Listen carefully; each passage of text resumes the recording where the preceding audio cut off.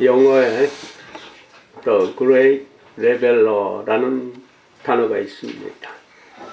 그게 뭐냐면 번역을 하면은 위대한 평정자, 위대한 평정자라고 하는 단어가 있는데 그것이 뭐냐면은 death, 죽음이라는. 그러니까 그 의미가 무엇을 얘기하느냐면은 불도저가 쭉 밀고 가면서 울퉁불퉁하고 쌓여있는 그 흙을 아주 평평하게 만들어 갔잖아요.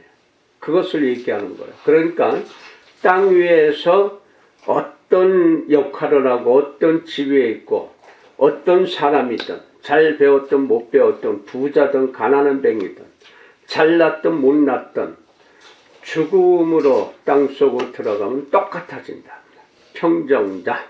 그래서 죽음을 위대한 평정자라 이렇게 칭하는 단어예요. 그러니까 죽음은 누구도 피할 수 없고 누구도 거역할 수가 없어요. 다만 하나님이 주신 수완이 있어요. 누구에게나 다. 그런데 태어나서 살아가면서 그의 행실로 인해서 그의 말로 인해서 언행심사로 인해서 그 수완을 채우지 못하고 가는 자들이 많지요. 어떤 사람은 살아가다가 교도소 가서 거기서 비참하게 죽는 사람도 있고 추록했지만 추록해서 제대로 살지 못하고 죽어가는 사람, 손가락질 받고 사는 사람, 죽어라 욕만 먹고 사는 사람, 죽어라 남 원망하고 불평하고 살다가 자기 수완도 못 지키고 죽어가는 사람, 돈이 아무리 많아도 병원에서 그 돈 다 갖다 바치고 그리고 죽어가는 사람, 천태만상의 사람들이 많이 있습니다. 그럼에도 인정을 못하고 그렇게 갈 때까지 가고 그리고 병들어서 병원에 가서 수술한다고 또 수술해보니 살지 못하고 죽는 사람들이 지금 부지기수예요. 그것이 노인네들만 있는 게 아니라 어린애, 태어나자마자부터 죽는 어린애서부터 병들어서 오죽하면 애들, 어린애들, 아동이 병이 많다 보니까 아동병실, 아동병동이 따로 있을 정도로 지금 그렇게 많은 애들서부터 죽어가고 있어요. 어떤 애들은 태어나자마자 그 엄마의 손에 땅바닥에 패댕이 쳐서 쓰레기통에 던져져서 죽어가는 애들도 있는 것이 현실이에요. 왜 그럴까요? 왜 그래야만 할까요? 이 죽음은 우리가 피할 수가 없는 거예요. 요사이 그래도 잘 나가는 의사들 중에 한 여의사가 또 뭐 이름이 있더라고요. 방송에 잘 나오니까. 그가 고백하는 거를 들어보니까 잘 나가고 많이 배웠잖아요. 그리고 의사에 웬만한 병 같은 거 뭐 걸릴 수도 없고 걸려도 금방 낫게 할 수 있는 그러한 지혜와 지식과 능력이 있단 말이에요. 여건도 된단 말이에요. 그러니까 의사들은 자기의 전공 과목이 있다시피 내 자녀가 내 식구가 어떤 병에 걸리면 거기에 전문의 있는 병원으로 보내요. 자기가 소속되어 있는 병원에 전문의가 있어도 거기 안 보내고 자기가 잘 알고 있는 실력이 있는 그런 의사에게 자기 식구들을 보내서 치료하게 해요. 미국의 병원들 보면 어마어마한 시설과 의료진이 있는데 그 유명한 의사 중에 한 분이 자기 어머니가 위암에 걸렸어요. 미국의 뭐 홉킨스 병원이라든지 뭐 유명한 병원, 세계적인 병원, 우리나라 의료진이 따라갈 수 없는 그런 병원의 의사예요. 근데 지금은 한국의 의료진이, 의료기술이, 의료기계가 월등하게 발전이 되어 있어요. 수시간에 그렇게 된 것 같은데 오래도록 우리의 바로 의료진들이, 학자들이 연구하고 만들어서 세계의 최고의 의료진, 의료기술, 의료기계 이게 발전되어 있는 것이 확인이 되고 있는 현실이에요. 저 아프리카 소말리아에서 해적한테 그렇게 배를 빼앗겼을 때에 한국의 배 최영암이 거기 가서 해적들을 소탕하고 다 구해내는데 그 선장이 그분이 지혜롭게 하고 또 우리 해병대 해군들이 그 배 위에 올라가서 다 퇴치하고 납치하고 사살하고 해서 했는데 선장이 배를 그 몸에 총알을 뭐 여러 방을 맞았었나 봐요. 이게 죽을 수밖에 없는 거예요. 근데 급하게 여기서 응급처치하고 한국에 또 유명한 그 외과 수술 의사가 달려갔잖아요. 가서 거기서 어느 정도 급한 거 치료하고 한국으로 와서 뭐 시간은 좀 갔겠지만 그래서 살려냈잖아요. 그러니까 그러한 의사와 의료진들 한국에 가서 내 어머니 위암을 수술, 왜 암 수술이라든지 이런 것들은 또 한국이 또 최고래요. 희귀병 환자들도 마찬가지. 그래서 저 유럽에서 또 러시아에서 중동에서 한국으로 의료 수술, 의료 치료와 관광 겸해서 엄청나게 몰려오고 있어요. 그것을 노리고 여기 국제병원 여기에 만들어진 거예요. 우리 서구에. 그러니까 지금 외국에서 돈 있는 사람들은 한국으로 다 와서 치료받으려고 해요. 그러한 의료진이에요. 그런데 유명한 그 여의사가 몸이 안 좋아. 느끼잖아요. 그리고 얼마나 잘 못 갔어요. 골라서. 건강 조심하고. 근데 안 좋아.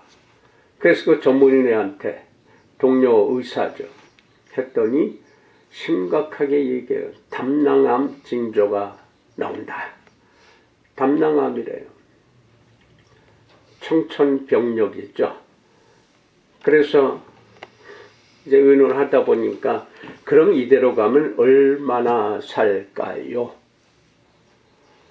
글쎄요, 한 6개월 정도 분이 못 살 것 같다고. 추정이지만. 그러니까 수술을 해야 된대요. 뭐 하늘이 노랗게 보이는 거죠. 그래서 생각을 좀 하고 했는데 더 아파요. 이제 배 쪽이 또 너무 아파요. 심각한 것 같아. 안 좋아, 징조가. 그래서 또 그쪽에 전문의 또 가서 체크를 했더니 이거 급하게 수술해야 된대. 그리고 주변 정리를 하라고 얘기를 하더라고요. 그러니까 그 의사, 그 전문의 얘기는 한 3개월 정도뿐이 추정할 수 없다. 그러니까 주변 정리를 하시라고. 하늘이 노랗다가 이제는 하얗게 바뀌었어요. 그래서 나와서 남편과 함께 차를 타고 가는데 남편이 운전을 하면서 달달달달 떨더래요. 그러면서 통곡을 하는 거예요. 남편이. 3개월뿐이 못 산다고 그러니 그 남편이 얼마나 안 좋겠어요. 운전을 못하고 달달달달 떨면서 통곡을 하면서 그렇게 결국 운전 못했다고 그래. 자, 그러니 어떻게 합니까? 의사인데 최고의 지성을 가진 사람들, 유명한 사람인데 3개월뿐이 못 산대. 지금까지 돈을 얼마나 투자해서 시간을 얼마나 투자해서 공부하고 또 그 남편은 뭐 하는지 모르겠습니다만은 여자 의사 이분의 그 월급도 많고 재산도 좀 꽤 있을 거 아니에요. 그런데 3개월뿐이 못 산다. 얼마나 억울합니까? 얼마나 참담합니까? 여러분 생각해 보세요. 얼마나 노력하고 유명해지려고 잘났다고 하려고 그렇게 고생해서 공부하고 돈 벌고 해서 이제 살만한데 죽을 때가 됐어요. 그것도 3개월이라 3개월. 네, 6개월도 아니고 3개월 남았대요. 주변 정리하래요. 그래서 그 참담한 마음으로 집에 와서 한숨을 쉬지만 어떡해요. 그래서 하나씩 이제 정리를 하고 뭐 서류적인 거 이런 것도 다 정리하고 그리고 수술하러 들어갑니다. 수술하러 수술실로 가는 중에 그냥 복받쳐서 눈물이 그렇게 나더래요. 그래서 그냥 거의 울었대요. 통곡가 울었대요. 회한의 나날 억울하고 힘들고 왜 하필이면 나에게 이런 일이 있을까? 수많은 사람들 중에 하필이면 나에게 이런 비참한 일이 아직도 청청한데 돈도 많고 명예도 있고 얼마나 멋있게 살 수 있는데 3개월이래 3개월 수술실로 가면서 그렇게 통곡을 눈물이 펄펄펄 쏟아지니까 거기 수간호사가 따라가면서 얘기하더래요. 여걸이 아니 백포 입고 한 선생님 뭘 그거 가지고 이겨내면 되지 그렇게 통곡을 하십니까? 안 들리더라고요. 그리고 생각나는 게 하나뿐입니다. 딸인지 아들인지 내 기억을 못해요. 그 애가 그렇게 밟히는 거예요. 그 애가 불쌍한 거예요. 어떡하나 내가 없으면 엄마가 없으면 어떡하나. 그리고 애 이름 부르면서 아무개야 사랑한다 사랑한다. 엄마가 미안해 사랑한다. 그리고 수술실로 들어갔는데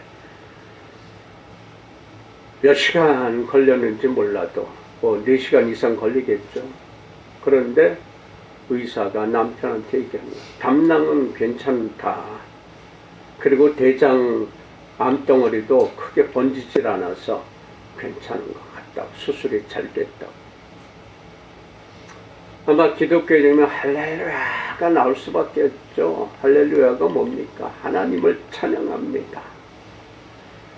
그때만 하나님 찬양하는 것이 아니라 미리 하지, 미리 감사하지, 미리 하늘을 향해서 엎드리지.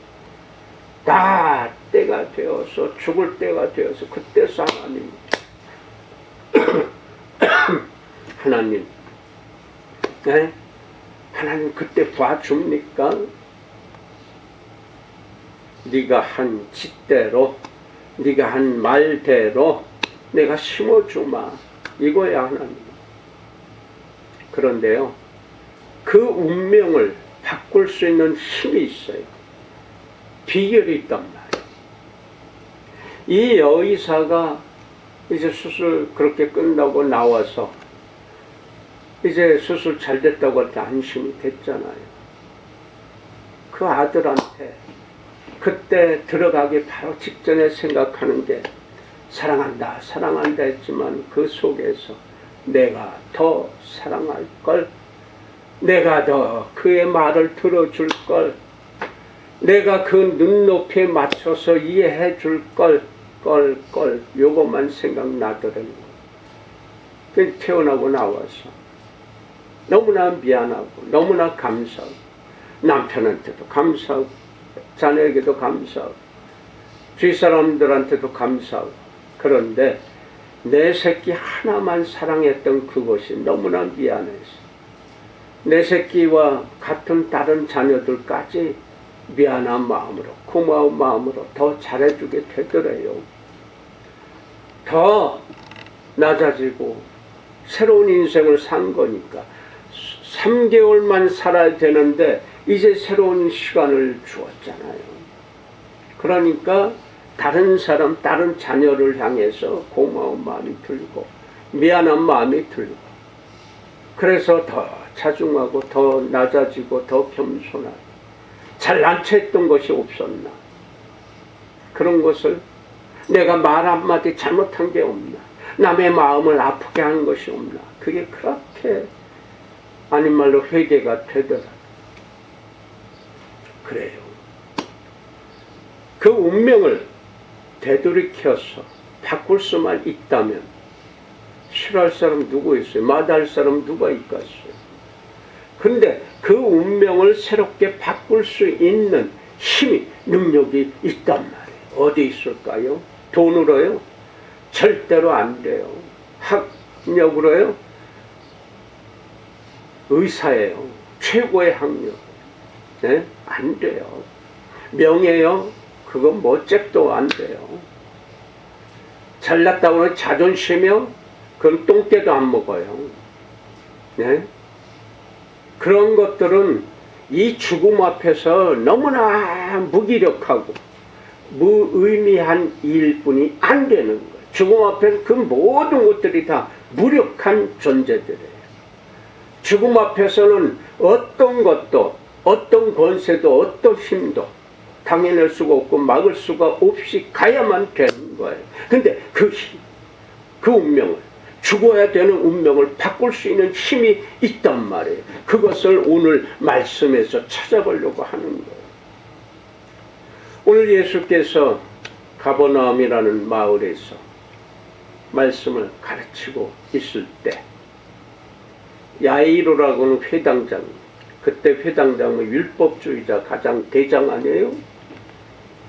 큰소리 빵빵 치고 다 굴림해서 모든 사람이 그의 말에 순종할 수밖에 없는 그런 힘 있고 권세가 있고 능력이 있고 돈이 있는 그 시대 율법주의 시대 율법 대장이란 말이에요. 그가 예수 앞에 와서 무릎 꿇고 비는 거예요. 선생님, 내 외동딸 12살 먹은 애가 죽게 됐습니다. 살려주십시오. 하나님께 예배드리는 제사장이 제일 큰 자요. 회당장이. 지금으로 하면 목사죠. 그 예수 앞에 엎드려서 피는 거예요. 내 딸, 내 외동딸, 내 눈에 넣어도 안 아플 그 딸을 살려주시옵소서. 예수께서 듣고서 그래, 집으로 가자. 가는 중에 한 여인이 또 나타나잖아요. 혈루병. 혈루병은 이게 참 무서운 병이에요. 지금은 또 고쳐낼 수 있지만 여자 몸에서 계속 피가 나오는 거죠. 멈추질 않고. 그래서 12년으로 알았다고 그러니까 그러면은 몸에서 피가 나고 이런 것을 여성들은 이해가 충분하지만 남자들은 뭐 어른들은 다 알지만 그것이 참 고통스러운 거죠. 그러니까 이 여자가 그 병을 고치려고 얼마나 노력을 했겠어요. 내 몸이 그렇게 되는 것도 문제지만 중요한 것은 공동체에서 쫓겨나요. 부정한 여자. 부정한 여자로 취급받으면 남존여비 사상 속에서 온 지구촌이 그러고 있었잖아요. 거기서 부정한 여자다라고 하면 그때 나병 환자, 문둥병 환자들과 함께 동네 공동체에서 마을에서 쫓겨나요. 자기들끼리 살아야 돼요. 배너라는 영화에서 보면 그런 것들이 나오죠. 이 문둥병자와 이 혈루병 또 각종 부정한 자로 취급받으면 남자나 여자나 다 쫓겨나가서 마을 바깥에 저 산속 동굴 이런 데서 살 수밖에 없어요. 그러니까 하나님께 예배드리는 성전에 절대로 못 들어가죠. 부정한 자들은. 뭐 시체를 만졌다, 죽은 시체를 어떤 동물이 어떤 만졌다, 부정한 자예요. 며칠 바깥에서 기다리다가 다 씻고 그리고 바로 또 기도도 받아야 돼. 제사장으로부터. 그래야 들어갈 수가 있어요. 이 아이는 하나님으로부터 버림받고 공동체로부터도 버림받고 모든 사람으로부터 버림받았어. 그러니까 우선 급한 게 사람들 속에 살고 싶은데 있는 거 없는 거 다 팔아서 좋다는 약, 뭐 잘한다는 의사 다 찾아다니면서 치료하려고 그래. 조금이라도 뭐가 도움이 된다면 거기 가서 다 사다 또 해 먹어봤어. 12년이 짧은 세월이 아니잖아요. 여기서 12살 먹은 애 12년 혈루병 10이라는 숫자가 상징적인 숫자의 성경에서 이스라엘에게서 7자, 3자 그런 개념이 있죠. 우리나라에서는 가장 강한 게 죽을 사자가 강하잖아요. 3자도 중요하고 7자도 중요하지만 이스라엘에서는 그 숫자 개념이 굉장히 강해요. 그래서 3, 5, 7, 12, 24 이단자들이 사이비들이 또 그 숫자를 또 해가지고 14만 4천이라는 숫자까지 계시록에 나오는 그 신천지가 그거예요. 바로 준비된 자, 선택된 자 해가지고 팔아먹는 거예요. 이 여인이 얼마나 비참합니까? 있는 거 없는 거 다 팔아서 이제는 죽음만 기다리고 있는 거예요. 죽을 때만 기다리고 있는 거예요. 그럴 때 이 여인에게 소문이 들렸어. 희한한 게요. 하나님의 역사는 선한 자다, 하나님께 순종하고 충성하는 자에게는 그게 없어요.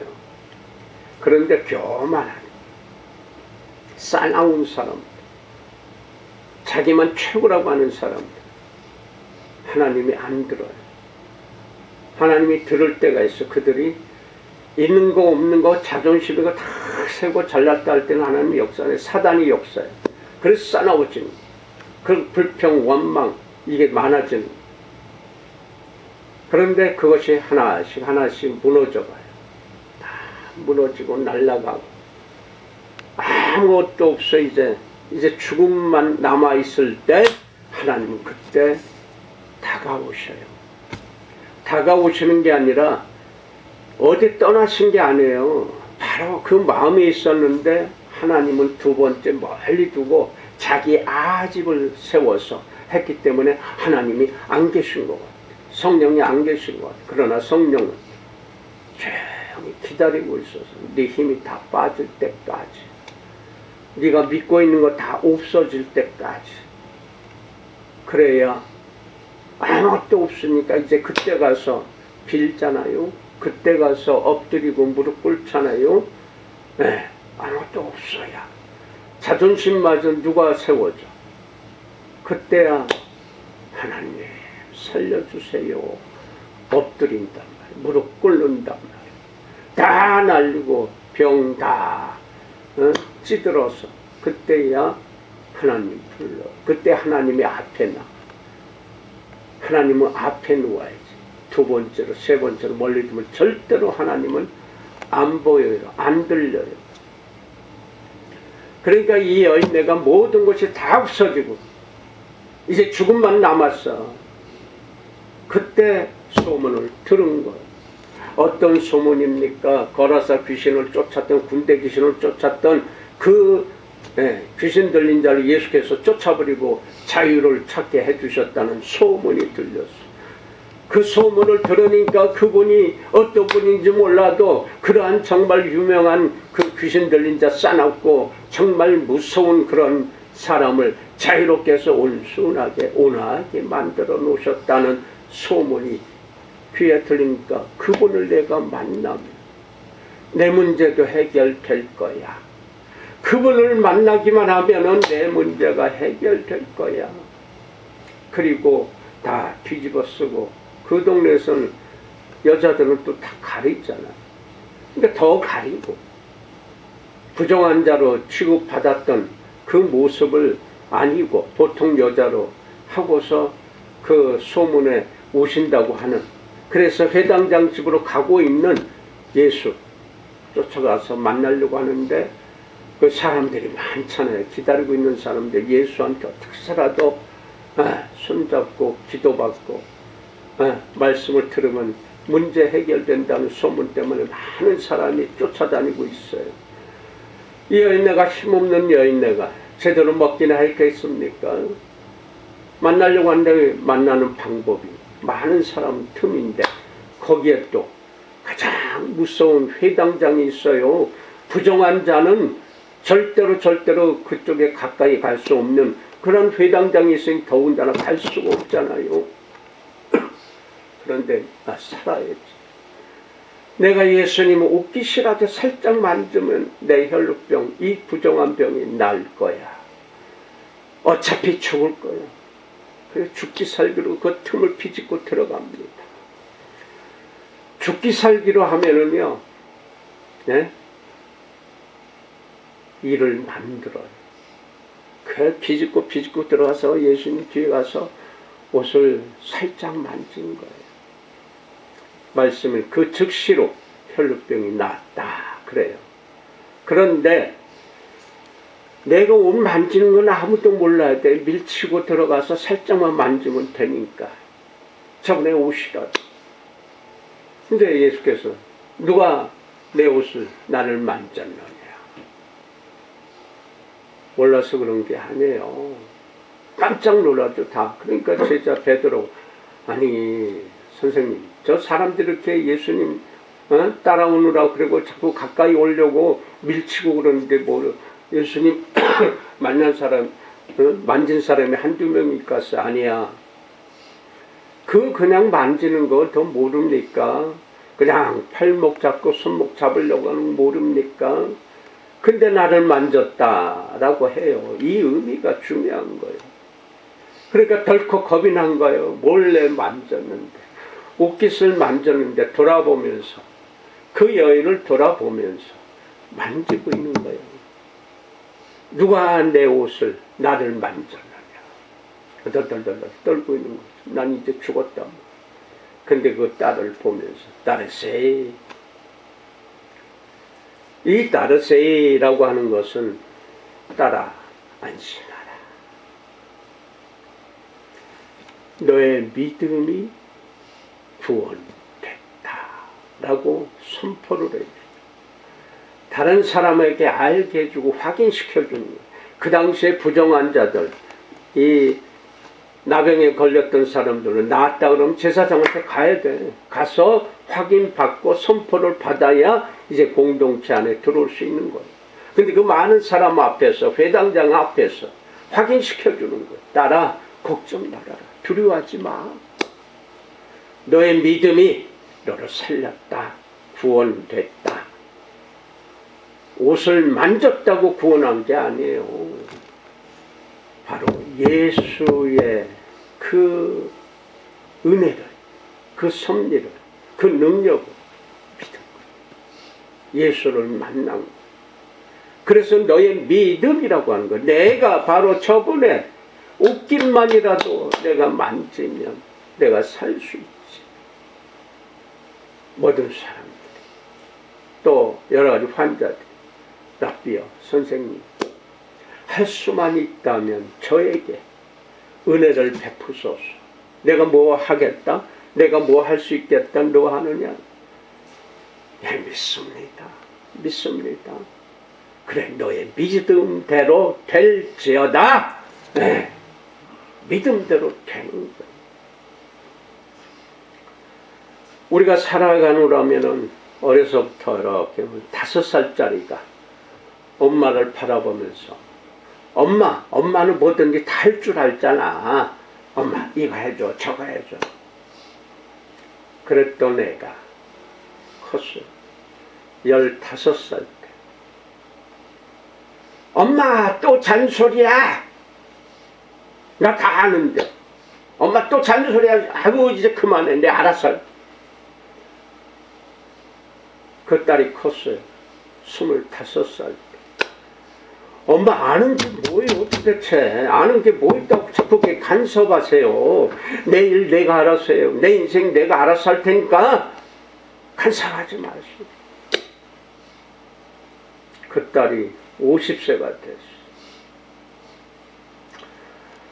80세 돌아가신 어머니를 생각하면서 무슨 생각을 했을까요? 내가 엄마와 의논하면 좋았을 텐데. 이러할 때 내가 엄마 되어서 보니까 내 엄마가 나와 함께 말할 수 있었으면 좋은데, 내 엄마의 그 소리를 들었으면 좋은데, 이럴 때 엄마와 함께 의논했으면 좋겠는데 안 계셔. 그때 눈물 흘려 후회고야 안 계셔. 이게 보통의 인생들이에요. 네? 엄마가 최고야. 엄마 모르는 게 없잖아. 못하는 게 없잖아. 4살, 5살 젖먹이서부터는 그때는 엄마가 최고예요. 네? 최고의 신이요. 최고의 신. 엄마 못하는 게 어딨어. 엄마가 다 해주잖아요. 네? 근데 조금 커서 기어다니고 조금 학교에서 뭐 좀 하고 깜짝대면서 엄마 소리가 잔소리요. 좀 더 커서는 이제 완전 무시하잖아. 엄마가 뭐 알아요 도대체. 에? 지금은 또 더군다나 컴퓨터 세상. 엄마 컴퓨터도 모르면서 핸드폰 어떻게 하는지 모르면서 뭐 알아요 엄마. 간섭하지만 이제 알았어 할 테니. 그래 나 이거 몰라. 네가 준 거야. 엄마 이것도 몰라. 이게 지금 세상. 그건 그래도 그렇다 쳐. 엄마 죽이는 작자들도 있잖아. 엄마 때리고 거기다가 돈이나 뜯어내려. 그런 무지막지한 호러 자식들이 얼마나 또 많아요. 그렇게 엄마가 그렇게 빌고 손질르고 끌어안고 그렇게 했는데 나가서 다른 짓 하고 해가지고 만들어진 게 새끼 만들었어. 술 놈은 도망가 버리고 지 혼자 애를 어떻게 꽁꽁 묶고 하다 보니까 태어나서 화장실에서 애를 낳고 화장실에다 떨어 쓰레기통에 버려버려.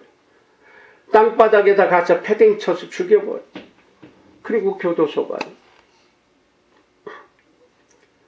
때늦게 반평생 이제 지나고 보니까 내 엄마가 그렇게 소중했는데 그 엄마하고 내가 의논할 수 있으면 좋겠는데 의논할 상대가 없어요. 외로워져요. 응? 외로워져. 그 인생. 그런데 거기서 병이 덜커덕 걸려보세요. 내 새끼 하나 키우려고, 내 새끼 2 키우려고, 3 키우려고, 5 키우려고 그렇게 했는데 이보 이 오마니아 옛날 어머니 할머니들은 10명도 12명도 키워서 세상에 멋있게 키워서 못 배워도 컴퓨터 몰라도 구구단 몰라도 사람답게 살라고 그렇게 키운 능력자로서 있었어. 네 엄마, 네 아버지 때문에 네가 그만큼 큰 거야. 응? 근데 죽음 가까워서 그때서 지 새끼만 생각하면 내 새끼 하나 켜. 언니가 어떤 사람이 내게 그럽대다. 사모님 너무 고생시킨 거 아니에요? 에? 너무 고생시켰잖아. 목사님 해도 너무한 거 아니에요? 예. 내 인생 내가 어떻게 살아 이해 못하면 얘기하지 말아요. 아 그래도 그렇죠. 에? 돈 벌었으면은 마누라 좀 먹여 살리고 편하게 해주셔야 돼. 목사님은 그냥 다른 사람한테만 잘한다고 했지만 마누라는 그렇게 고생시켜요. 그래요? 당신의 애 몇 명이요? 2명. 겨우 2명 키우고 가지고 큰 소리 치냐고. 나는 당신의 애 2 새끼보다 수십 값절 더 많이 키웠어. 속으로는 그러면 깨아불고 있어요. 겨우 2 새끼, 3 새끼 키우고서 깨아불고 있어. 이해를 못하면 말을 하지 말란 말이죠. 겨우 2 새끼 키우고 그러다 하나 죽어. 그럼 어떻게 하세요? 하나님 왜 내 새끼 데려갔어요? 하나님 내 새끼. 그 한 새끼 가지고 말이야. 그 한 새끼 또 말 안 들어봐요. 그 자네가 말을 안 들어봐요. 어떻게 할 거예요? 예? 또 하나님 원망하잖아요. 또 하나님이 그렇게 했나요? 그리고 뭐라 그래요? 하나님 저 아시잖아요. 하나님 저 아시잖아요.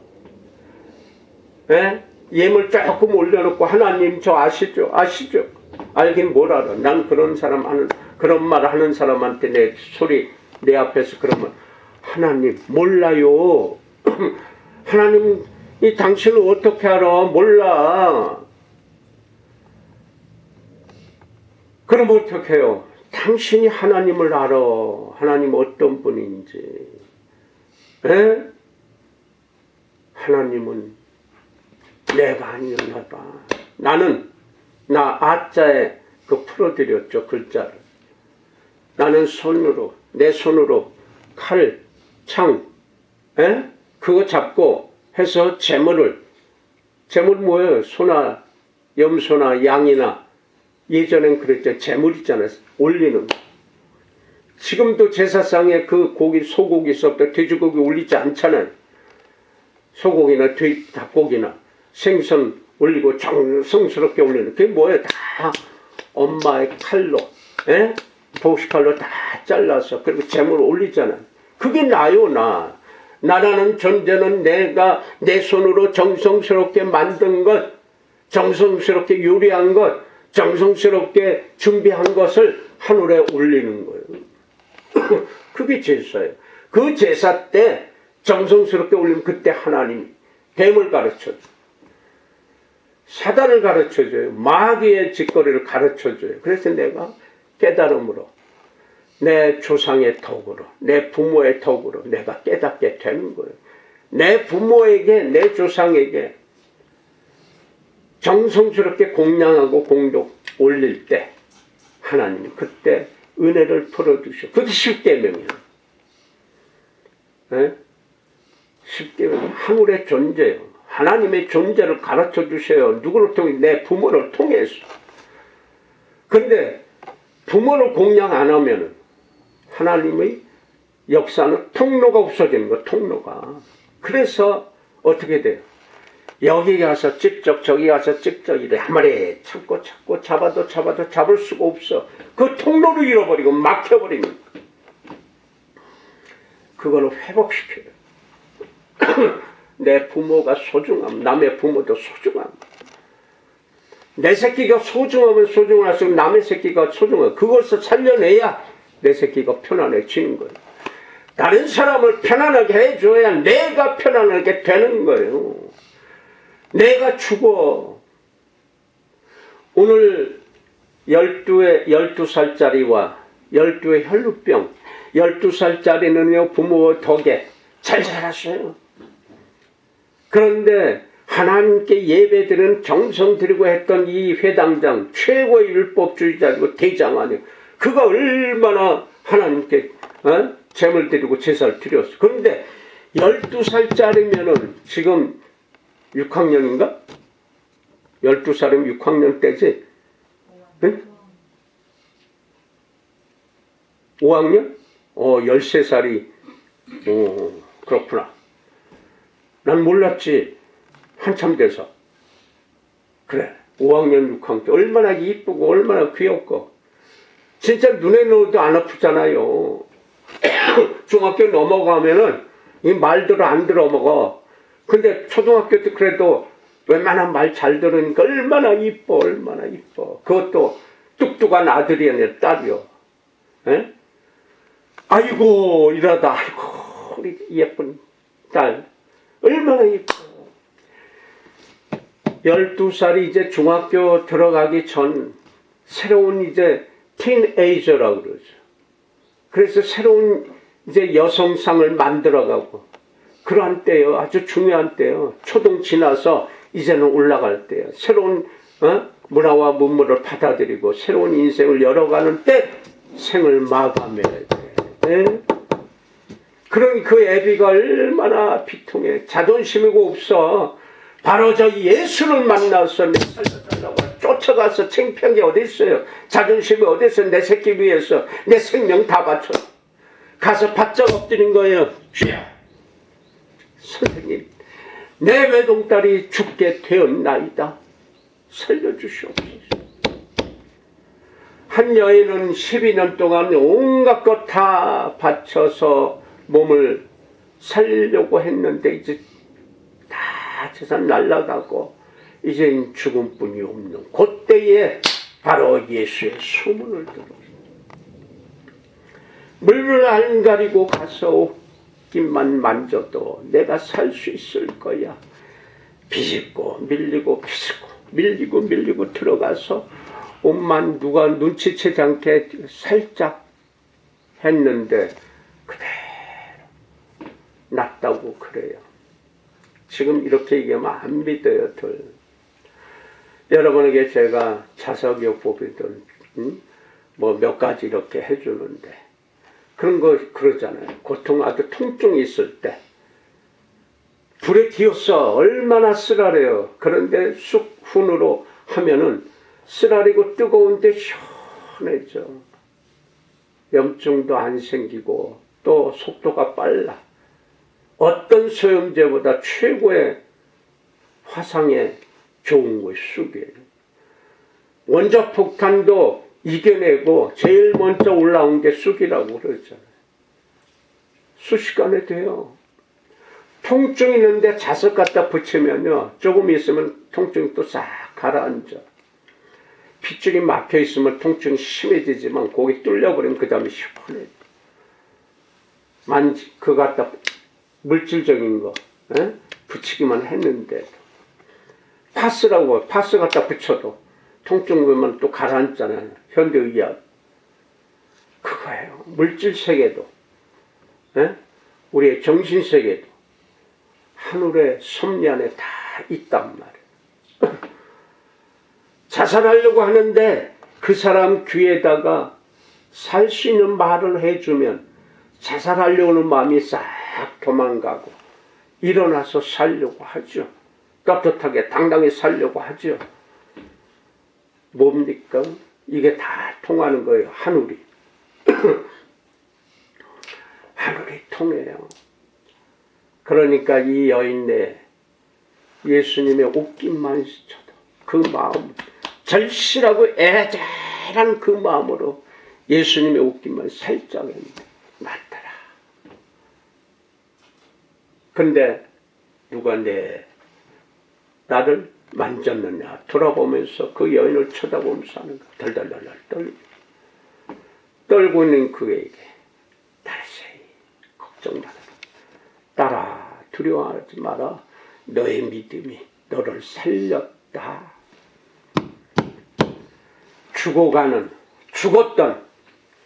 죽었던 예수가 인류를 위해서 죽어줘야 했던 예수가 인류를 위해서 부활하신 섭리예요.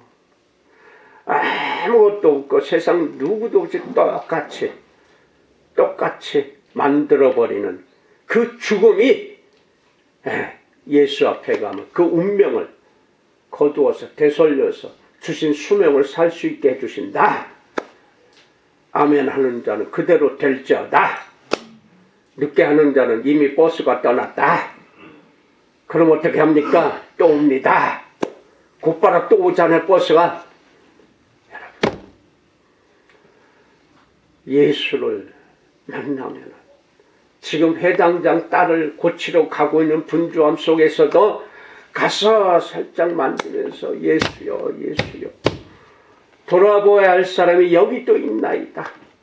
이 불쌍한 존재가 여기도 있나이다.